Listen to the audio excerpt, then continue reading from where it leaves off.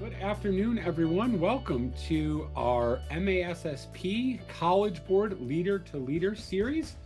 We have had a lot of fun this fall into winter. I think we can actually call it winter, even though it feels more like fall out today than winter, at least where I am.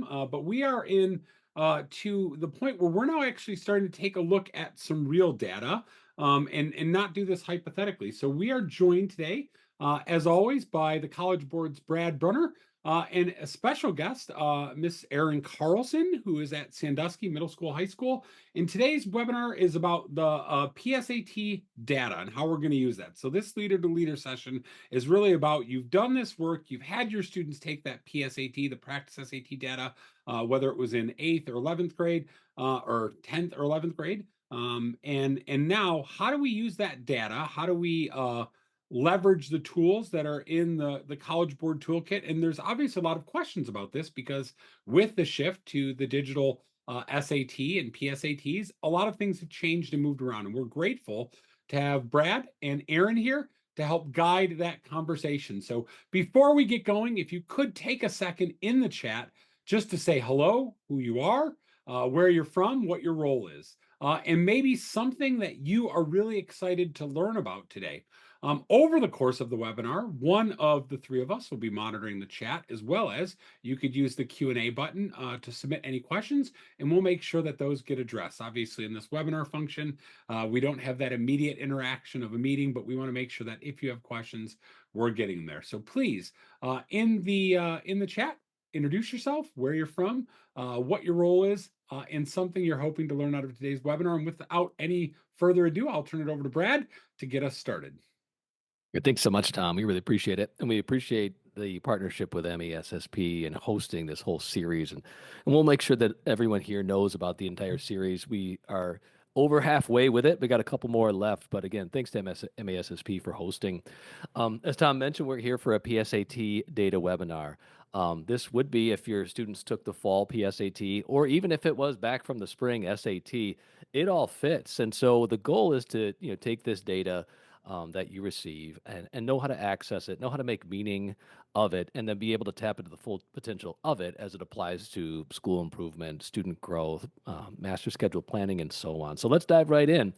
To start, just a reminder about who I am. I'm your point of contact for anything College Board related in the state of Michigan. We have a whole team that works the state of Michigan. I'm the individual that in any interaction you have with a College Board program or service, be it SAT, PSAT, AP, AccuPlacer, Big Future, CLEP, or anything along those lines, a generalist in that area. So if you have questions, if you want support and so on, I can likely provide it for you, or without a doubt, connect it to the individuals who can that are on my team. So there's my email address. That's the quickest way of getting a hold of me. And then what we do with MASSP with this series, which gives you a good idea of the work that I do in general, we have done a score reporting webinar already way back in September. And then I work with Big Future, our college and career planning tool. We have a new AP program aligned to CTE called Career Kickstart. We took a look at the state of AP in Michigan, which was fantastic. The things happening in Michigan are just dynamic with AP. Had some fun with them. Today is our PSAT data webinar. We have 2 more webinars coming up that are free to you. Building a master schedule with equity and access in AP. And then finally, as we shift to many more AP exams becoming fully and only digital this year, we want to make sure that that is an absolute success and you feel comfortable going into that process. We have a webinar on implementation on February 13th to help with that. As far as today goes, our focus is going to be on kind of 3 different buckets of content. On the SAT, PSAT content itself, a reminder of that. Scores and reporting, so how we access the data, use the data, the 3 reports that do exist, what a student sees, and then now we have AP potential. That's the big bucket of new information that comes out in the fall. And finally, student practice. And to help us do these 3 items that are on the agenda, I've asked Erin Carlson to join us, and I'm going to turn it over to Erin to introduce herself. She's one of the many individuals that we work with, that the College Board partners with, but she is distinctive for the inspirational and clever and creative methods that she uses College Board programs and services with her students and within her school. So, Erin, I'll turn it over to you to introduce yourself. Great, thanks, Brad. My name is Erin Carlson. I am an 11th and 12th grade English teacher at Sandusky Junior Senior High School in the thumb of Michigan. And I'm excited to partner with College Board and MASSP in regards to the SAT suite of assessments, and share everything that I can to help other educators throughout the state, because I think sharing is definitely something we have to practice in this business, because we all want to see students succeed. So that's why I'm here. And Erin supports schools and districts and so on in a similar manner that we do. So if you have questions about any of the content or want more information about how she shares this with students and districts and schools and teachers and so on, you can reach out directly to her as well, or you can work through us, and we'll certainly bring her alongside in the communications and questions that you might have. So thanks ahead of time, Erin, for joining us. And Erin's going to drop in at some specific points to exemplify how she uses what we're talking about with her students kind of in real time. So with that said, let's get started with the Digital SAT Suite of Assessments overview. Just a quick content overview. Keep in mind that the PSAT 8-9 all the way up through the SAT, it is fully aligned. That alignment is where a lot of the value lives for the assessment that we provide. It is an assessment that is benchmarked for college and career readiness. And I'll share what we mean by that in here in a minute. But what it basically means in general is that a student taking the PSAT 8-9, for example, a certain score that they get, we are able to back map that from those kids who have taken these assessments as a young student, 8th or ninth grader, and how successful they are in their first semester in college. And then we can extrapolate from that, okay, what score did they get at these different points along the way in the SAT suite of assessments? And then we can be predictive. We refer to that as a benchmark. If a student is receiving this score, then they have a high probability, we'll show you what that is numerically in a minute, of being successful in college that first semester course that they might take. On that note, we determine college and career readiness based upon our relationship with higher ed institutions. So, what they tell us that students need to be successful, and then we track that empirically with the research on our end. And so, what that means when we talk about college and career readiness from our perspective, here's how we define it. We would say that a student is college and career ready if they have there's a 75% likelihood of that student earning at least a C in a first semester credit bearing college level course. Like that to us is where we draw the line at college and career readiness, which can be challenging because every higher ed institution does have different standards for its students. But that is the marker that we've used to determine whether or not we believe, based upon the millions of kids that we have take the PSAT and SAT and then go off to college, would be college and career ready. And then we have benchmark scores that you could see up here on the screen that demonstrate what a student would earn at each grade level in reading, writing, and/or in math. And to be fully college and career ready, we do mark that as the student having achieved benchmark scores in both subjects. And you can see that in the reports that we'll look at here momentarily.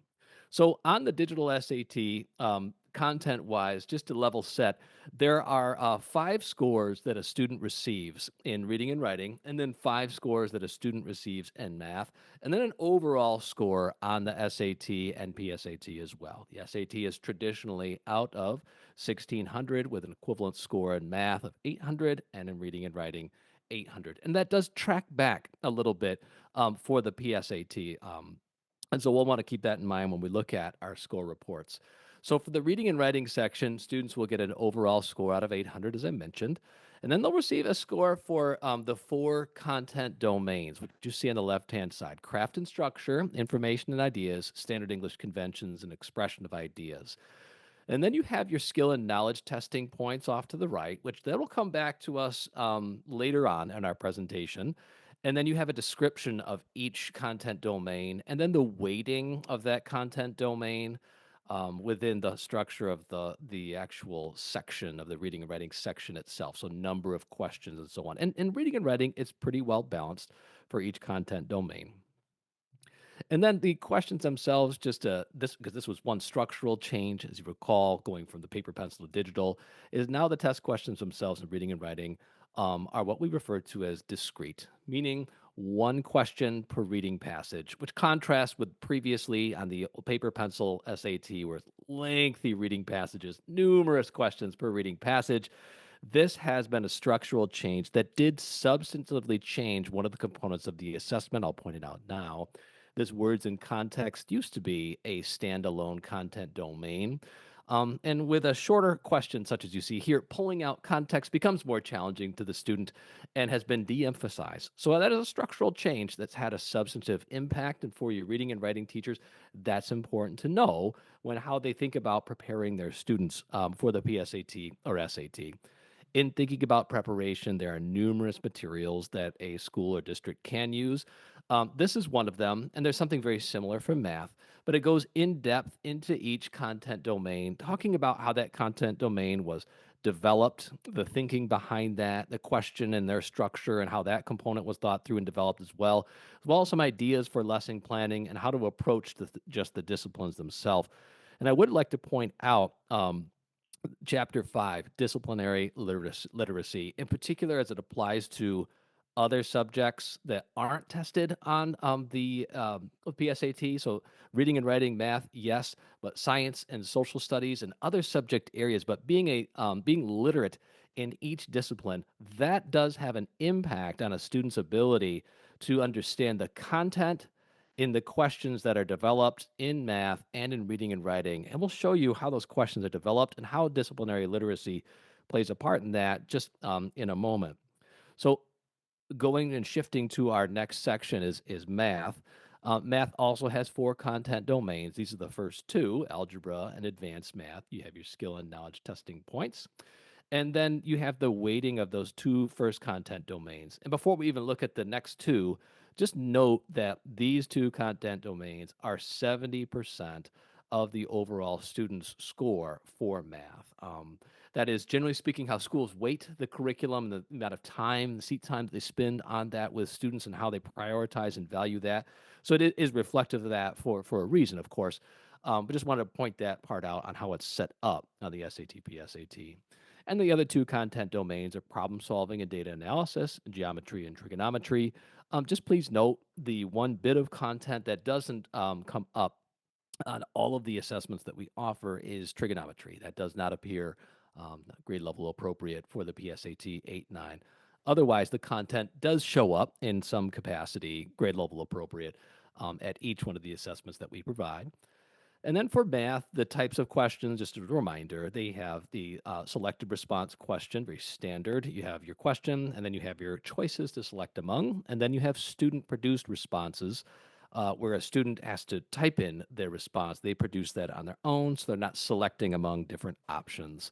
So those are the 2 types of questions for math. And as I mentioned, math also has the Digital SAT Suite and Classroom Practice Guide that goes in depth into each one of their content domains in a similar fashion to the reading and writing practice document as well. And I would say, in my experience of working with schools throughout the state of Michigan, that those 2 documents, this one here and the one for reading and writing, schools and districts are the least most familiar about these 2 documents. And so I'm trying to really highlight those in the work that I do now, because there's a lot of in-depth information that schools can, if they take the time to do it, can be great professional development, I do believe, for the teachers. And we've seen schools be successful with that. So on that note here, I want to talk about that interdisciplinary nature of the SAT suite, and then I'm going to turn it over to Erin to talk a little bit more about this component.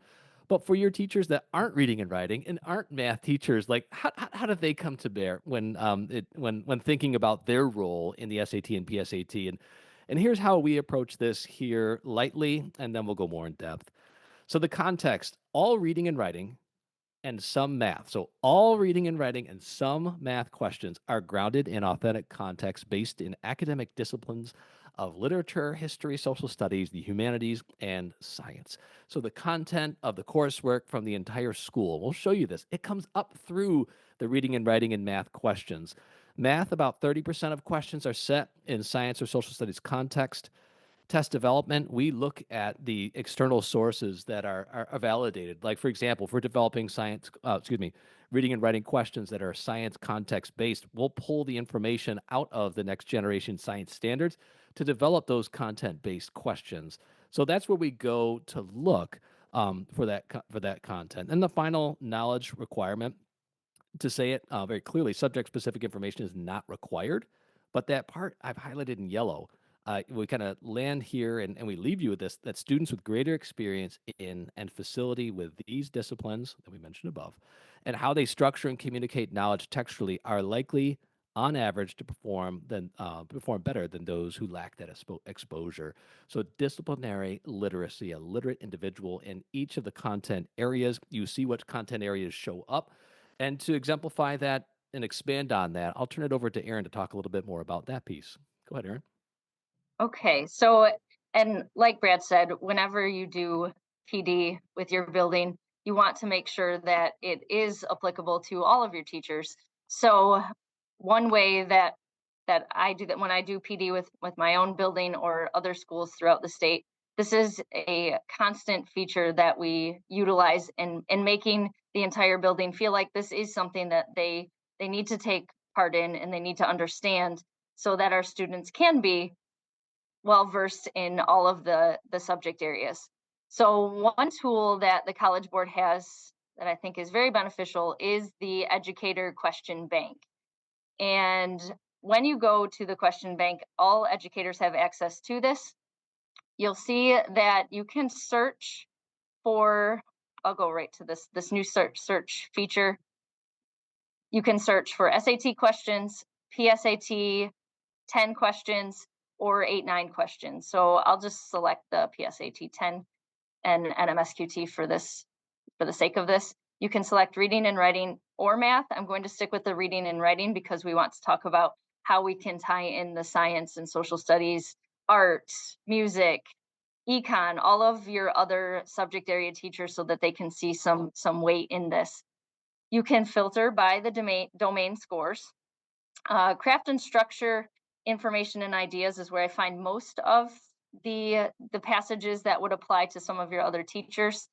I'll just select this one for the sake of searching. When you come over here, you can select by difficulty or keep this easy, medium, and hard. You can select specifically the skills that are within that craft and structure domain. I'll select the cross-text connections.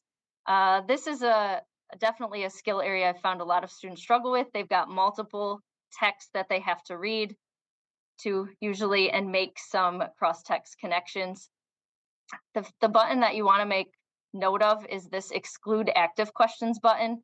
If you're selecting this just means that these are questions that you will see that you can pull up that students will have no access to.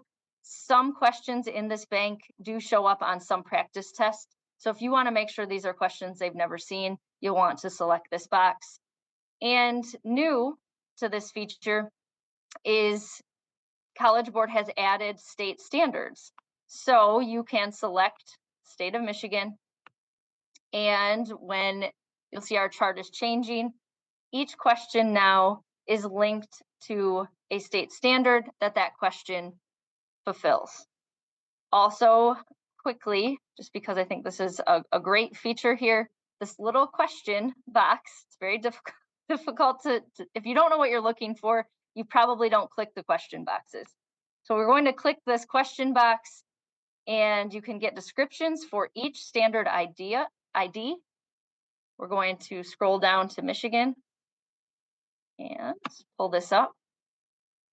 And I will say about College Board, they are constantly updating things and making things more applicable to educators. So don't be afraid to click around on their website and see what has updated most recently. But as this pulls up, you'll see there are tabs down at the bottom where if we select ELA grades 9 and 10, each of the state standards and all of the skill set areas within the SAT are linked together. So if your teachers are finding out that your students are struggling in information and ideas, central ideas and details, you know that on the PSAT, NMSQT, or PSAT 10, these particular standards are covered on that test. And these are the standards that align with those types of questions. So how can we go back to our curriculum and see where we've got some gaps and how can we bring those particular areas up? Okay, so I just wanted to highlight that really quickly. The other thing I want to show you with that question bank, I have gone and filtered through some of these question banks and have made specific documents that are specific science questions and specific social studies questions, art, econ, music, PE and computers, so that you could give these documents to your teachers. So I'll click this science. These are cross-text connections questions with what I believe, and again, this is user created. I went through these questions and decided I thought these were science questions. And you could give these to your science teachers. A lot of our teachers here will use these as just a daily question. They'll throw one of these questions up on their projector, go through this one question just to open class with the students, just so they get some exposure to how these questions are worded.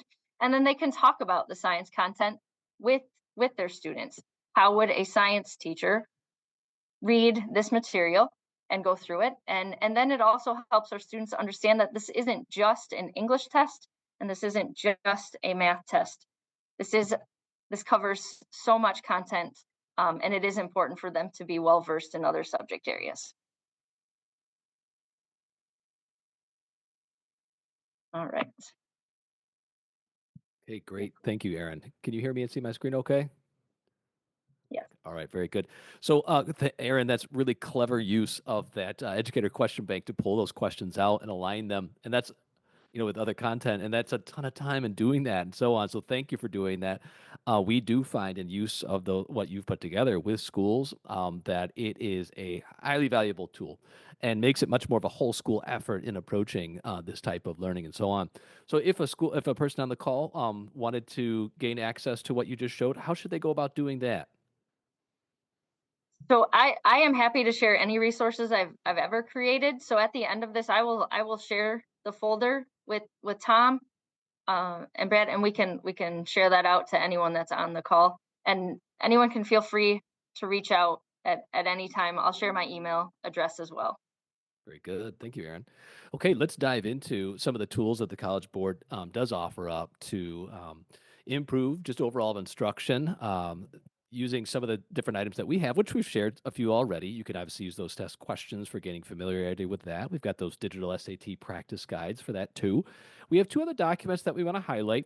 One is referred to as the assessment framework for the digital SAT suite, and then the skills insight for the digital SAT suite. The one on the left, the assessment framework, is admittedly, I do believe, more valuable for our math teachers. And so for your math department, this might be something that you use to do some things with. And so it's a larger document. It is some 200 pages long, and we're only looking at a slim section of it called Appendix B. And in Appendix B, I'm going to step out of this PowerPoint here and pull up the actual PDF itself. So hang tight a moment while I do that. So the assessment framework for the digital SAT suite, you can access this right off the website. All of everything that we provide free to students, families, schools, and so on.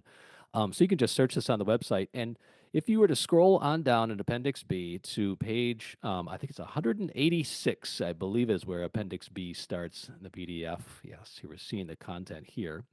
But in Appendix B, what you are seeing is every testing point that I'd referred to earlier, and I'll show you an example of what this looks like here in a minute. But every testing point on the SAT and PSAT is explained in Appendix B. And this is our math section, very objective, very detailed. And it gives a description of, like, for example, let's say that you had some areas you were struggling with linear equations with one variable.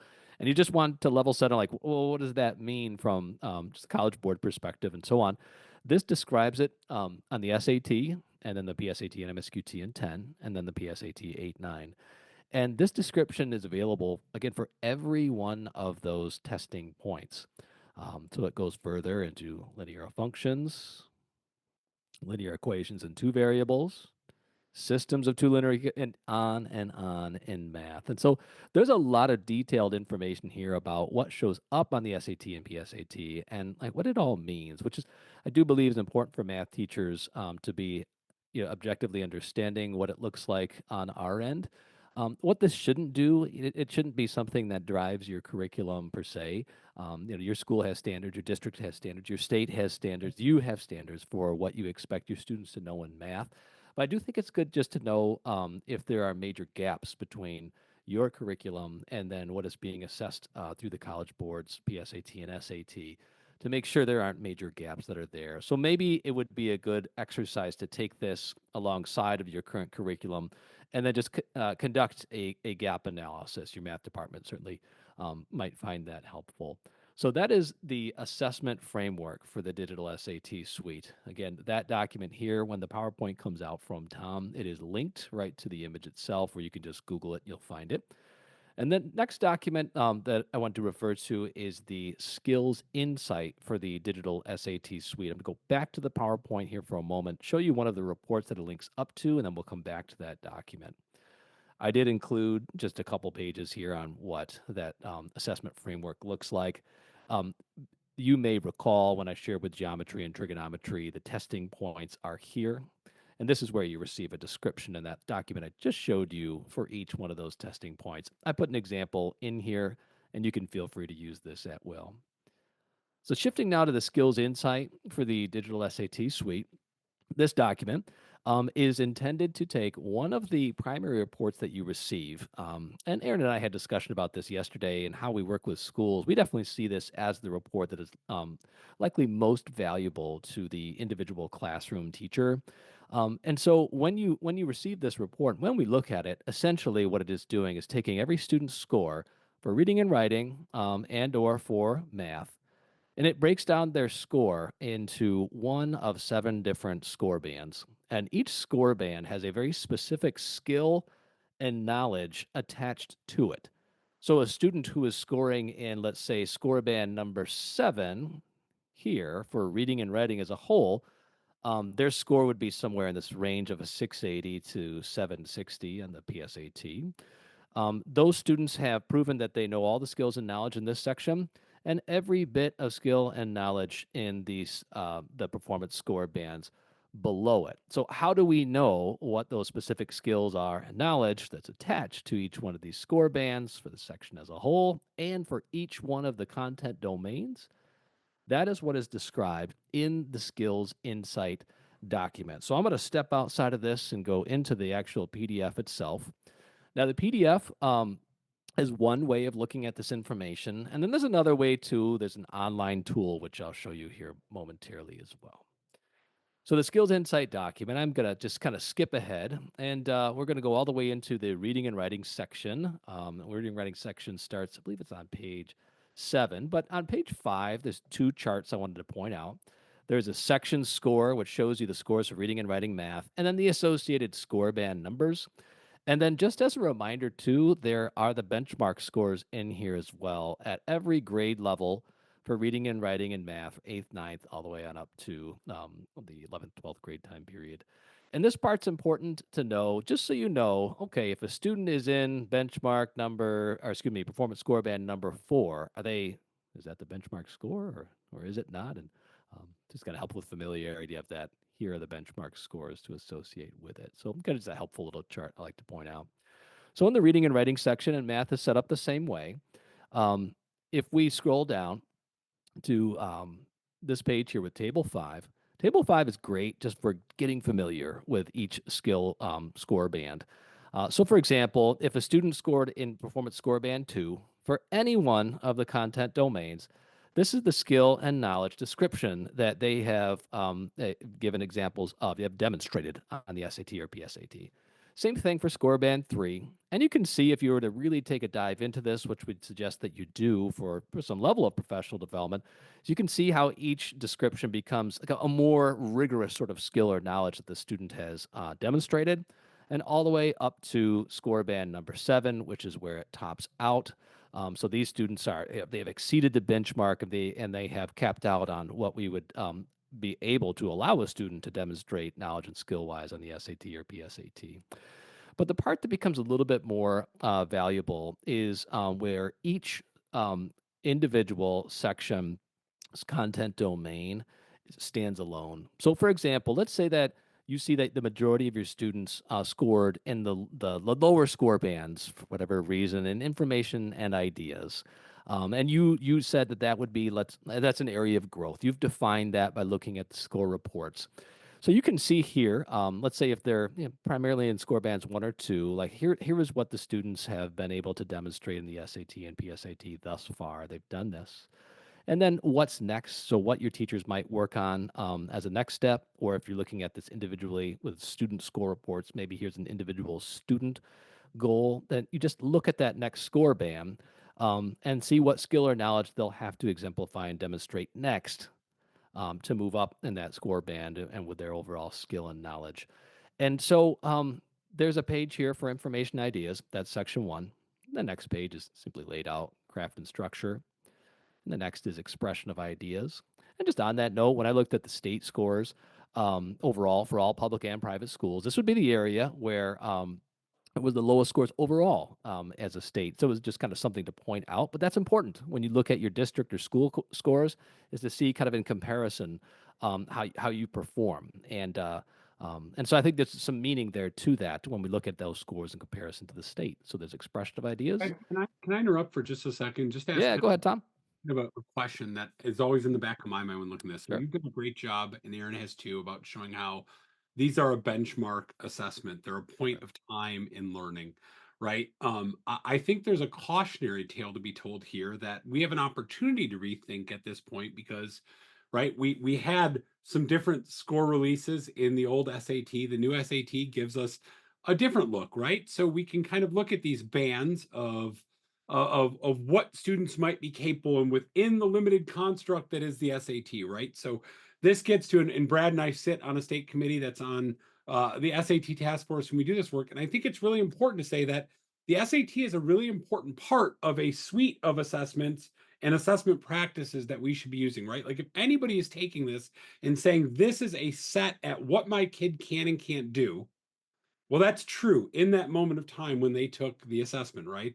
This now has to be tied to some really, really in-depth work around formative assessment in your classroom, in those disciplinary practices that really drive learning. Because this is a snapshot, right? This isn't Right.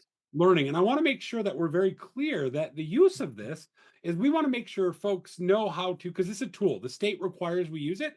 And let's take advantage of this snapshot to use it for what it is, which is that it's that point in time that helps give us some reference to then build from and do what is that really hard work that teachers have to do within their disciplines, right? To understand how to think about what does that authentic work look like around text, whether that's in math, whether that's in English, whether that's in art, or any other place, not to replicate this, but to really get into the skills that this might give us an indicator in that moment of what they did. So I don't know if that's going to be talked about, but it might be worth kind of expressing how this fits Yes. into a part of this, but is not all of it. Because I think there can be a real misleading that this is going to give us this broader picture. And we know that while there's higher alignment in the 11th grade at the SAT, when we start walking back to, the PSAT 8, that alignment, while the tests align, the alignment with what content and instruction kids have is not nearly as aligned, right? So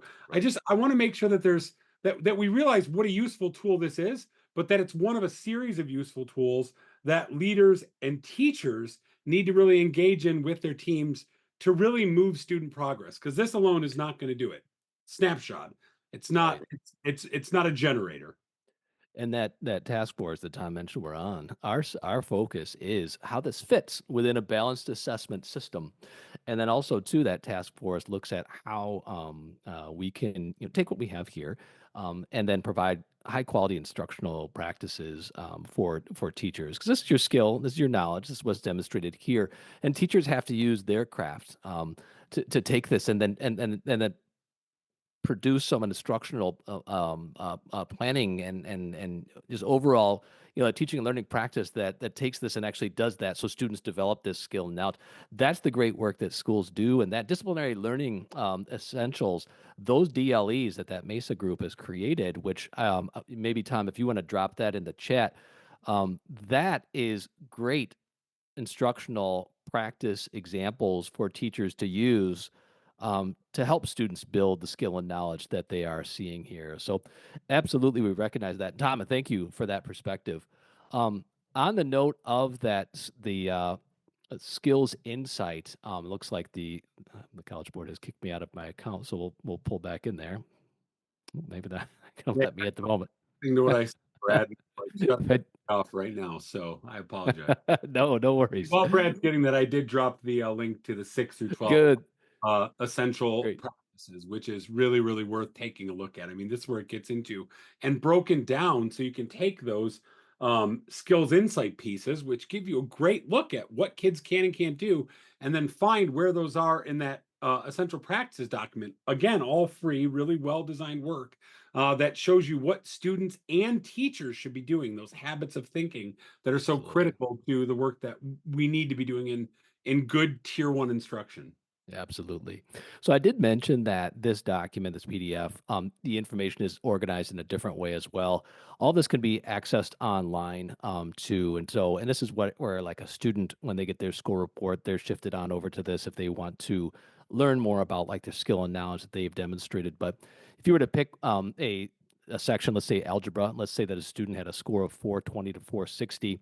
It shows the same skill and knowledge descriptions here for them to see. And then the other piece that's included here that's not in the PDF, are there some sample questions that the student was likely able to respond to that demonstrated that they had this skill and this knowledge base to be in that score band.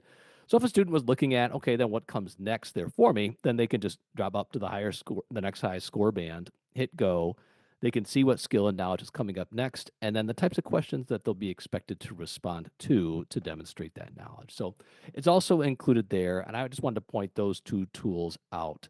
I do have some screenshots of both of those in here too, so I thought I would leave that there for your use if you'd like to share that with for those on the call that are leading others with your teams.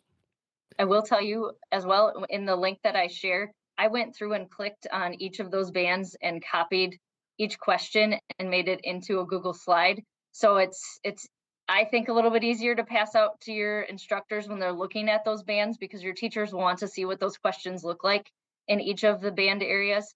So you're welcome to use the slides that have each of those questions at each band. Absolutely. And that too, we do share with schools when I'm out in the field, and that is extremely valuable as well. So thank you, Aaron, for that tool as well. Okay, I'm going to dive into the reports that you'll see when you look at your PSAT data.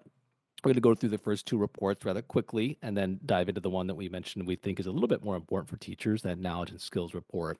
So you'll see three reports when you go into your K-12 reporting portal: performance by all students, performance by all demographics, and then knowledge and skills. That first report, we're just looking at a couple screenshots. We don't have a sandbox tool, so I can dive into this yet. That is coming, just not available yet as we shift to the digital SAT suite. But in that performance by all students, this is a district level look. You can also look at it through the school view as well. It shows the number of testers, distribution of scores, mean total scores. It does that for reading and writing and math. So very high level look. And then if you were to click on over to the benchmark tab, this goes a little bit more in depth into, is a student, have they met that college and career readiness benchmark yet or not? So the total score here that you'll see is the, again, number of testers, students who met both benchmarks, students who met one, and then students who did not meet a benchmark. It is set up a little bit differently. If it's your first time looking at it, the colors are a bit different, and it's just kind of graphically represented differently than it was with the old paper pencil. And then down below that is the reading and writing and math sections. This one we want to be a little bit more careful with, but the black coloring means a student who has met or exceeded the benchmark. So those students are college and career ready according to our assessment. And then those students that are approaching the benchmark are in this kind of gray shaded area here, or the color kind of in between. Those students are within 1 year's amount of academic growth from meeting the benchmark score. So those students oftentimes, like, it's something very simple. They may need a quieter environment. They may need to take like one practice test. It might just be an extra granola bar on the day they take the assessment. Or they might need to do some more, some Khan Academy practice that's a little bit more in depth, spend some more time there, or a practice test in Blue Book and so on. But within 1 year's amount of academic growth away from meeting that benchmark score. So much less limited resources needed for them. Then our next category, which are students who have not yet approached the benchmark, and meaning that they're over a year's worth of academic growth from being proficient. Those are the students, in my opinion, where we're happy we've given the PSAT 8 or 9. because they require much longer amount of time as a resource and extensive remediation, intervention, or maybe other efforts to work with those students there as well. But just requires, in general, kind of a longer runway to get that student up to having the opportunity to be college and career ready later in their high school career. So you'll see that with performance by all students, and then performance by all demographics is very similar. Same information, mean scores, benchmark scores, but it is broken down by gender and then by race. And the categories that we collect data on as far as gender goes are all groups, male, female, another, and then no response. You see their total scores, and then you get reading and writing scores and math scores. And then for race, and this is just looking at an example, benchmark scores, these are the categories that we collect data on here. All groups, white, black, African American, two or more races, Hispanic and Latino, American Indian, Alaska Native, Asian, Native Hawaiian, other Pacific Islander, and no response. And it's important to note that the school must have at minimum 10 students identifying as that race or that gender in order for us to produce any sort of report, just so we have a big enough pool of data to draw some kind of rational conclusions. And then the final report is the knowledge and skills report. And the knowledge and skills report, I kind of gave just a little bit of an intro to it, but you can see it a little more clearly here. It's a reading and writing example. You have your performance score bands on the left. You have your performance score bands with students populated into those score bands for the whole section. And then for each one of the content domains, you can export all this data. It does pop up into an Excel file. In my opinion, much more easily manipulated in that manner at this time than it is here in this report. So I'd suggest that you do that. And then you can take it and share it out, or divide up students by individual classroom teacher from there, or lots of different things that you can do to manipulate that data and aggregate that then for your population of people in your school. You can also take every score band, looks like a lot of color here on the screen, but you can take every score band and you can compare it with other groups. So you can compare it to the your school, to the schools in the district, to the state, to the total group, and it goes beyond that now with a couple new categories here as well. So you can put your scores kind of in context. You can also export that data, and it takes you right over to skills insight and example questions. It's important when the students are in their individual account where they can do that. And then, Erin, I was going to turn this part over to you. This is where you can go in and access individual student data, and you can see everything that we just showed for a school district, but for the individual child. So, Erin, I'll turn it over to you. Okay. So I will switch screens and close this out. So after you have exported your data, and you can see each of your students populate within the score bands, or not the score bands, the content domains in each of your areas in ELA and in math, it will give you an Excel that looks very similar to this. What I do from here to create some documents that I give out to each of our subject area and grade level teams is I will take all of the students that populate here and copy the list of students. And you'll see down at the bottom of my Excel document, these are tabs that I created myself after populating the data from College Board. I create one for specifically just the math skills. I create one for all of the math totals that we're looking at, whether or not students met benchmark, what their overall math score was, and what their total SAT score is, along with all of those benchmarks that Brad talked about before. So when teachers are looking at these reports, it's important for them to understand, what is the benchmark score for each test and how close are students. Are you sharing your screen? We're still seeing Brad's screen right now. So if you were sharing before you get further. Oh, sorry. It says I'm sharing. I'll stop it and share it again. So I see her screen when she's sharing it there, Tom. You're not seeing that? No, I'm still seeing Brad Brunner's screen. I'm seeing AP potential. Oh. How about now? Yep, now it's on there. Okay. Now you see it? And everybody else was seeing it too. Maybe I have a different view. I apologize, but it's there now. Oh, that's okay. Perfect. Help me edit and you'll look perfect. It'll be great. Perfect. So I'll go back to this is what the Excel document looks like when you export it from the College Board website. And then I created these tabs down here at the bottom So I will select all of my students' names and copy them in each of the columns that I've created here. So for math, the 4 content domains, ELA, the 4 content domains, math, totals, benchmark, and their total SAT score. This is just information I find helpful. You could certainly make your columns to be whatever you would like, but things that you feel like you want to share with your teams as they're looking through some of this data. Do the same thing for the ELA I'm totals. gonna pause you one more second. Folks are Yep. still saying they can't see it. I believe Brad just turned his screen off at the top. I think he stopped sharing. I think Zoom added a new feature where if there's multiple people sharing, they can both leave them up at the top. So Oh, okay. you should hopefully be able to see it now. All right, good. And if not, if Good. you're in that situation again, there are selections at We'll the go top. back. Use either one. So Perfect. we're good now. We're getting thumbs up in the chat. Thank Okay. you. Erin, continue. I apologize. Perfect. No, that's great. It makes a lot more sense explaining if they can see it. Okay, so again, we'll come back to this one more time. This is what the Excel document looks like when you export it from College Board.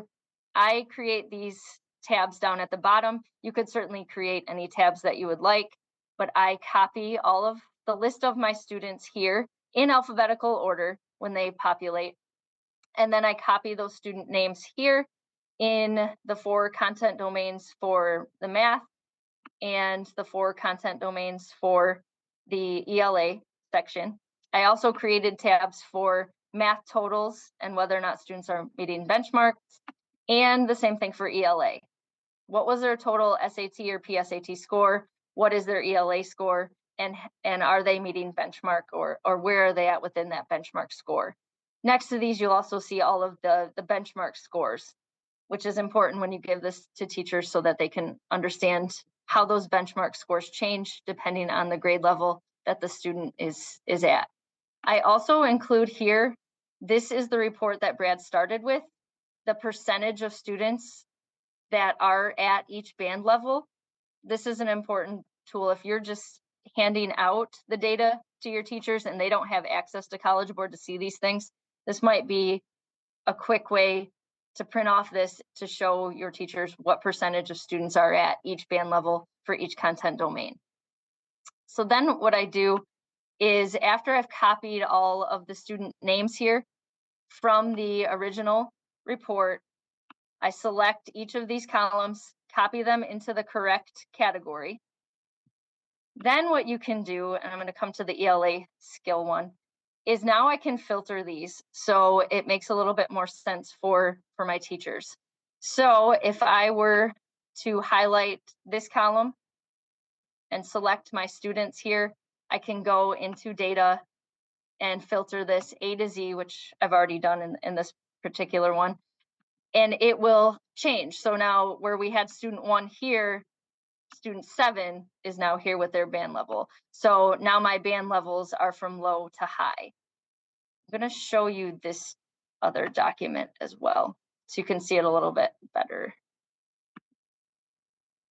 So this one in particular is all of the algebra content domain. So once you've filtered all of your students, you've arranged them from low to high. Now each student name is across the board in each of the content domains. And so your teacher, let's say you have your geometry teachers working together. The geometry teachers may be most interested in where students are at in the geometry band. And so this puts the kid with the band so that your teachers can kind of see where they have gaps in their curriculum, or maybe they need to have individualized discussions with different groups of kids depending on what band level they are at. What I highlighted here is just some information to show you, like student 5, I thought was an interesting perspective here. In the standard English conventions, this student performed pretty well. Where I would have an individual conversation with this student is their expression of ideas. So they're scoring in the 600 level for all 3 other areas. Now, if they're looking to make improvements individually, this is where I would have them focus. So these might be some of the conversations that your teachers might have after they have some data like this, where it is linked to students, score bands in each area, and your teachers can see maybe a little bit a broader of where we have some areas of need. What I found for my individual school is our standard English conventions were definitely our low area. So we had to go back and look in our curriculum to see specifically where we needed to make some changes. So I found these tools to be very, very helpful for discussion purposes in our PLC teams and our grade level meetings. Thank you, Erin. Really clever ways of aggregating that and disaggregating that data. Thank you. Just to make sure, because of Zoom's new feature, can you see my screen okay at this point? Should say AP potential. Yep. Okay. Very good. Okay. And if you can't, it looks like there is an option, I think at the top of the screen, as Tom was mentioning, that you can toggle between screens if it's not there for you. So with the fall PSAT data, PSAT data does populate what's referred to as AP potential. And just to look at this quickly, for all students who took the PSAT, we take the math score and or the reading and writing score, and we can determine and from the millions of students that we've had take these assessments, then go on and take AP and be successful in it, like what the probability of that child is with regard to being successful in an AP course. One of the ways that we determine success in AP is a student getting a qualifying score, a score of a 3, 4, or a 5 on an AP test. And if a student receives that score, most institutions in the state of Michigan higher ed will give that student credit and or placement decisions based upon that AP score. And so if you go into AP Potential, which is on your dashboard, you're able to see the amount of students, depending on what assessment that they took, and what amount of students are have potential to be successful in that individual AP course. So you could see for this fictitious district that we have here, they have, for example, in U.S. history, 135 students demonstrating potential. And then last year they had 64 exams taken, and 19 of those students had gotten a 3, 4, or 5.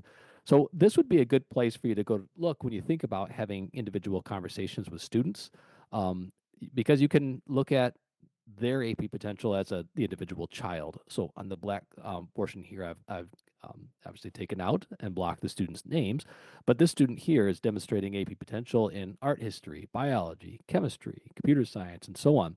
And so for a school counselor, this would be something good to look at when you think about how to have an informed conversation with students about potential in an AP course. And then as a school leader, you could think about what courses are we offering, and are we offering up courses that match student AP potential? And then maybe think through, of course, student interest along those lines there too. But this is a district view. On a school view, the courses will be colored either green or blue. Green meaning the school is currently offering the course, and blue meaning that they're not. So you can kind of compare your data with what your school's master schedule looks like already. Students can see AP potential as well in their College Board account. Included that screenshot in there so you can see that. But I want to close out our presentation over the next couple of minutes looking at student practice, because Erin has some really neat and innovative ideas here. There are a number of different ways students can do practice for the PSAT or SAT that we offer or that our partners offer. Our primary partner is Khan Academy, and they still offer the official digital SAT practice. It doesn't link to a College Board account anymore, but there's some ways that are extremely beneficial that Khan Academy can be used for student growth here. Students can create a free account through Khan Academy. They're a nonprofit organization as well. Teachers can create classroom accounts. Students can join those accounts. Students can take a practice test and get a personalized learning plan for the SAT or PSAT from there. So a great way of a school moving students through that practice. We also offer up now, which has been new over the course of this year, practice tests in Blue Book that students can take. They can receive a score. They can see their score. They can see their areas of growth. They can receive practice questions to help them make progress in those overall areas where they have goals for growth. So those do exist as well. And I wanted to turn it over. I've included some other screenshots and slides here, but I wanted to turn it over to Erin with our last few minutes here to talk about how she uses some of these tools for practice with her students in her school. So I'll start with the Blue Book practice, just because it's a little bit more timely for me right now. with the Blue Book practice, I'll start with my own children. On our first snow day of the year for the last couple of years, I have had them take a practice SAT test through Blue Book. So I think if you have snow days coming up and you'd like to encourage students, any child can download the Blue Book app on their device as long as it's a laptop. They cannot download the Blue Book app on their own personal Chromebooks, but they can on school-issued Chromebooks, obviously, or just a laptop. But they can practice those tests at home. So that's one way I use that app. I also use the app over Christmas break. I'm offering a full-length practice SAT test for any of my sophomores or juniors to come in. And I'm going to just open the building, really, my classroom, from 9 in the morning until noon. The students can come in, open a Chromebook, log into their College Board account on Blue Book, and sit for an entire practice test. Now, where this becomes beneficial is a lot of my students are nervous about the timing. So for them to sit for an entire test, to know what it feels like to take both modules of the ELA section, take their 10-minute break, and then continue with the math module, which is something we can't do during a school day unless you shut your entire building down, but I'm guessing most people won't do that. So opening it up while I'm here anyway, checking papers or doing whatever I'm doing in my classroom, and allowing the students to feel comfortable taking that entire test over that length of time has been very beneficial. And I have a lot of students that express a lot of interest in that, and they feel that prepares them the best. When they finish that test, they can log into their account. It will show them what SAT score they are projected to get, and it will also allow them to look at every question they answered and whether or not they got that correct or incorrect, with an explanation for why they answered accordingly. They do have practice tests for PSAT 8-9, PSAT 10, and SAT. So students can take those practice tests at any level. So I do believe the Blue Book practice is pretty beneficial. One of the other ways that I have my students practice when we come back from Christmas break, and I'll share my screen now to just show you a little bit of the Khan Academy. I create, can you see my screen now? Okay. So when we come back from Christmas break, and I am happy to share this entire resource with you if you would like. I have a Khan Academy schedule that I give to my students for my ELA class. Really just broken this down so that every content area is covered from the time we come back to before they take the test. It's linked to how it's structured on Khan Academy. So on Mondays, we go over the concept. We talk about what does form, structure, and sense mean. Where have they seen this throughout our class, throughout the year, and what will that look like on the test? Because I think that's an important feature as well. Students have to feel comfortable when they take this test to know where the skills they've learned throughout their whole education, how does that apply here? So we go over that on Mondays. I just let the kids have free reign to practice on Khan when they have extra time throughout their day or at night as they want to practice. There's no requirement for them to practice.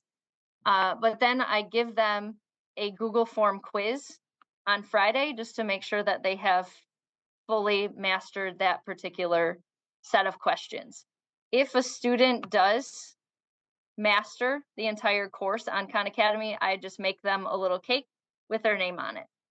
And food really sells for a lot of these kids. So I had, I think, about 25 students last year complete the Khan mastery so that they could get a cake with their name on it. But I did use these quizzes that I created straight from Khan Academy. I use these as grades. So on Fridays, the kids knew they were going to take these quizzes. They could practice as much as they wanted up throughout the week, and that's how I use Khan Academy in my class. just as an extra tool, but extra reinforcement piece so that the kids feel comfortable. And I know I don't like teaching to a test, but I will say that having them see the content in the same structure that they will see on the SAT really just boosts their confidence so much that it helps them feel like they are successful on that test because they know what they're going to see. And if I can add, I mean, so this is great. And what Erin's talking about, obviously, is some really high level practice with the kids to give them that experience, that chance. And we know that sometimes that can be overwhelming in and of itself, right? I'm gonna, Erin, can I steal the screen back from you from Yep. just for a second? So what I want to show just really quick is I talked and I dropped the link in there a minute ago for those disciplinary literacy pieces, right? So everybody should be able to see, hopefully, the essential practices. Are we seeing that right now? So if you were to go to that page and click on this 6 to 12 link, it'll open up a document like this. So practice is one side of it. The other side of it is obviously the instruction, right? So if I'm an English teacher, here's my problem-based instruction. Here's my analysis on diverse texts with all of these habits of thinking. If I'm a principal and I want to know what should be going on in a math classroom around disciplinary structure, great tier one instruction, here's where we're going to get that information. What you can see that's nice about this package, and it was great that that Brad brought this up right at the beginning, is that it's not just language arts, because disciplinary literacy is about authentic practices, again, getting that tier one. So what we have the opportunity to use is that skill insights to ground in what do we know our kids can do, those practices to make sure that they feel competent and capable during. But the rest of that time has to be built around formative assessment practices based around really good, solid instruction that's authentic to that learning. And that's where this tool provides that kind of third leg to stand on. And I think it's really, really critical that as we think about using this data, that we get away from that kind of anchor or mooring, whichever way we felt it was in the old system where we had to go back to that. The nice part about not knowing exactly what every kid did and having those skills assessment is it does require us to take that step backwards and really identify what these practices are and skills that these students need, right? Regardless of which of these areas they're in. So for sake of I think challenging what many of us have done, right? And I was a high school principal for almost 15 years in places where we really relied on that test data. The question was, how much was that a balanced assessment method? How much was it was requiring us to do that work around formative assessments in the classroom too, that I know Erin does on a daily basis because she's an exceptional educator, right? And I know I did, but when I got into that systems mode, I was so concerned about that test score because it's compliance that sometimes that gets in the way of the practice, which is how we really answer that question. So while I'm grateful for this conversation, we need to know how to look at the data. We need to know where to go to the skills insight to pull those parts out. But then we have to take that next step and we have to go into the work and figure out, okay, how is our tier one practices, our instructional practices, and our formative assessment really giving us an idea of where those students are in real time and not just in those moments in time. So if you take all of these pieces together, you have a robust instructional approach that's going to not just drive up test scores because it's important, but it's going to help kids become better learners and more capable thinkers. And that's our goal, right? Regardless of where our kids come from. So you have some awesome tools out of this. And I didn't mean to hijack the last section, but I wanted to make sure that that part came full circle because I think it's necessary to really think about the instructional piece alongside the practice, alongside that summative assessment that happens once a year on a cold day in April. So put those pieces together, you've got powerful action. Thanks, Tom. Absolutely. And thanks, Erin, as well. And everybody on the College Board's team in Michigan and throughout the Midwest, we make it a point of practice to hire people who have like that skill set, extensive time in K-12 education, either as a teacher, school counselor, school leader, and so on. So we can help schools do that because that's the question I get the most is that, Brad, you've got the skills insight. It tells me what students know. Now, how do I take this and help my teachers teach students to be able to do this? And that looks different school to school with the standards that they have for how they instruct, the culture of the school, the training that teachers receive, and so on. And so But out of that, like that is what I hope to be able to do, as does my team. And this is why we hire people with that particular skill set, is to take the data, make meaning of it, use it for greater instructional practice, student growth, school improvement, like whatever the needs of your school or district might be. But it is we are at the close of our webinar, and I just want to close out by saying thank you to everyone who did join us for today. And please don't let this be the end of the discussion here as well. You've realized some of the unique ways that Erin does her work. You've got her contact email there as well. And she does work through MASSP from time to time too. They would encourage you to join in on. Certainly, you can contact me at any point in time, and a number of the people on this call, we already do. But if you don't, and you have questions, you have needs, and so on, and you feel like we can help you with those, you've got my contact information here. And then finally, Tom, thanks again for MASSP hosting this, and then to everybody on the call, happy holidays. You're doing the good work of what students need, and they need a high quality person in you to make sure that that happens. So thank you for all the good work that you do, and let's be in touch. Take care, everyone. Take care, all. Happy holidays. Erin, thanks again. Brad, thanks again. Thank you.